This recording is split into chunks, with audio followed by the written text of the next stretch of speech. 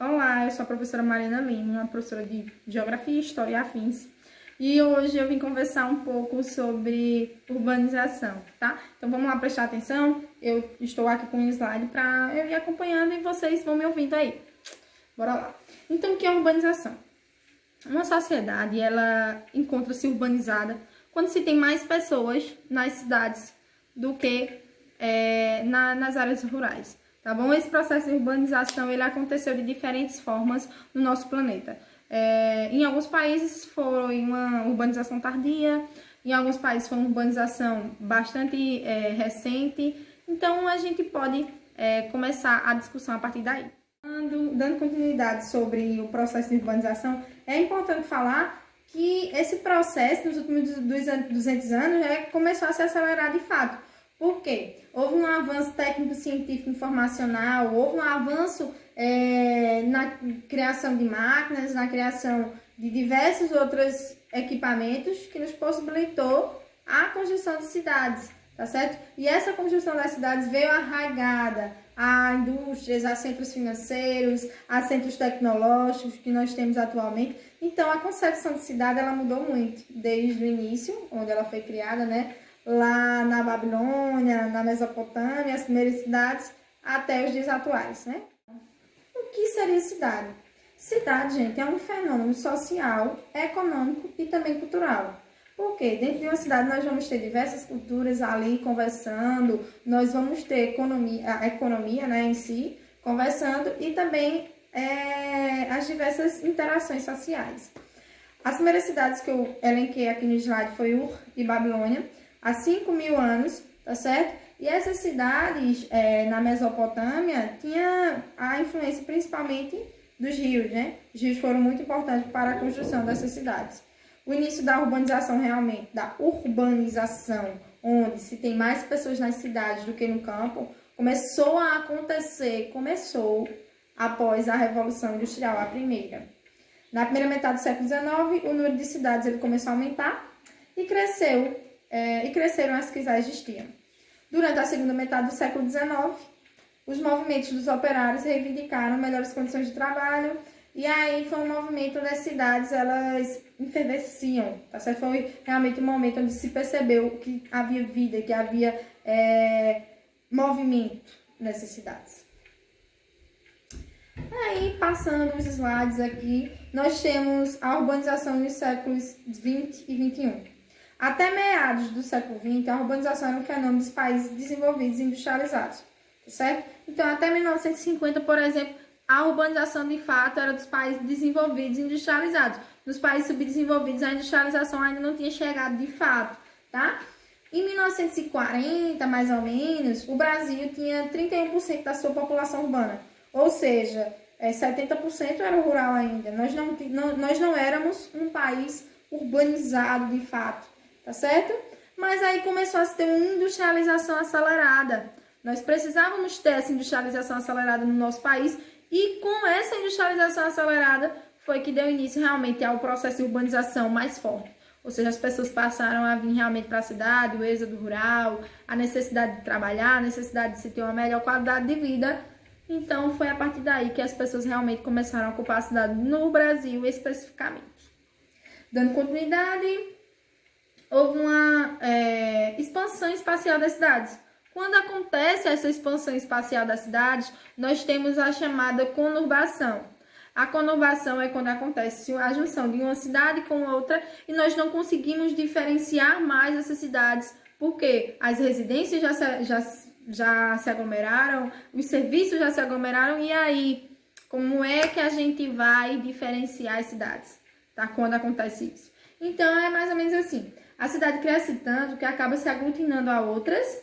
Exemplo, São Paulo e algumas cidades vizinhas. Tem alguns efeitos negativos, tá certo?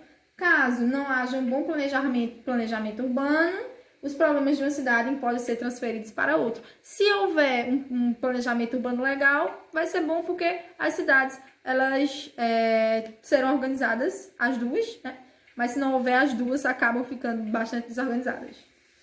Dando continuidade, eu trouxe alguns conceitos como metrópole e megalópole que a gente vai conhecer, espero que vocês compreendam.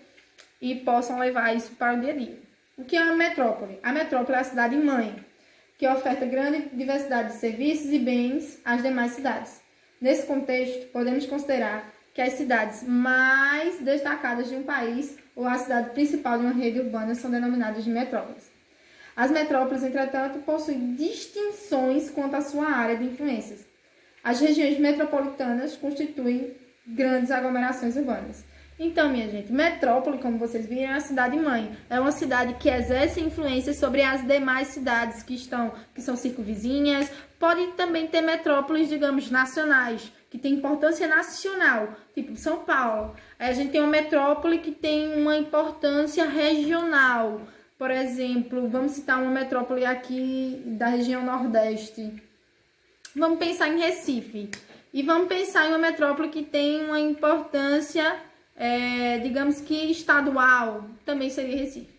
Então, nós temos essa ideia de metrópole, que é a cidade-mãe, que exerce influência com serviços importantes para as demais cidades que estão próximas.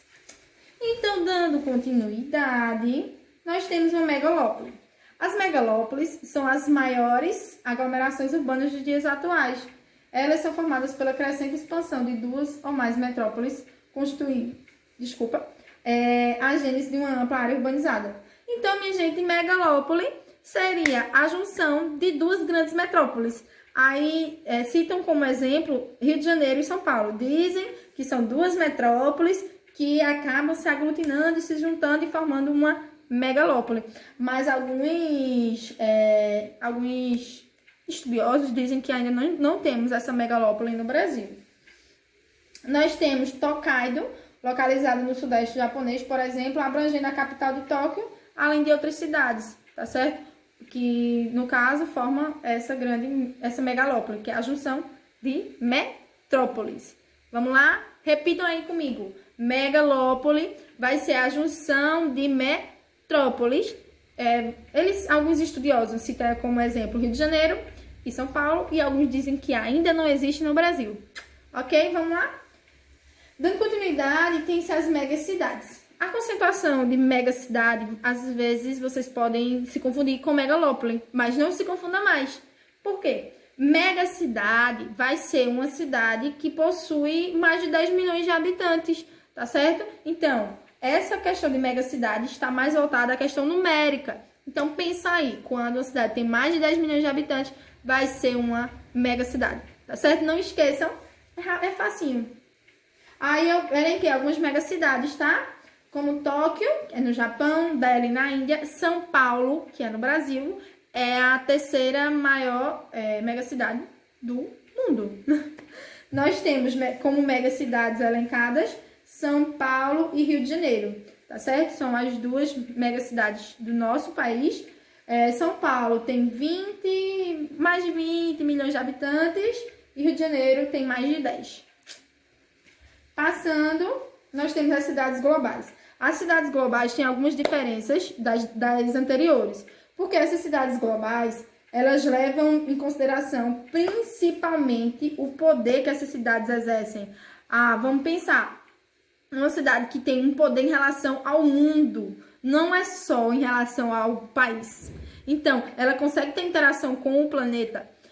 Digamos que uma cidade que tem influência financeira, uma cidade que tem influência no capital global, tá certo? Aí eu destaquei aqui que são polos de serviços, polo de finanças, destacam-se como centros de tecnologias e com centros de serviços muito especializados no setor industrial e diversos outros setores. Então, quando eu falo uma cidade global, é uma cidade que não tem influências apenas num país. Ela tem influência no mundo. Obrigada pela atenção. Estou com saudade de vocês. E qualquer dúvida, chama no WhatsApp, Instagram. Sabem que eu estou disponível, tá certo? Então, um beijo e abraços. Tchau, tchau.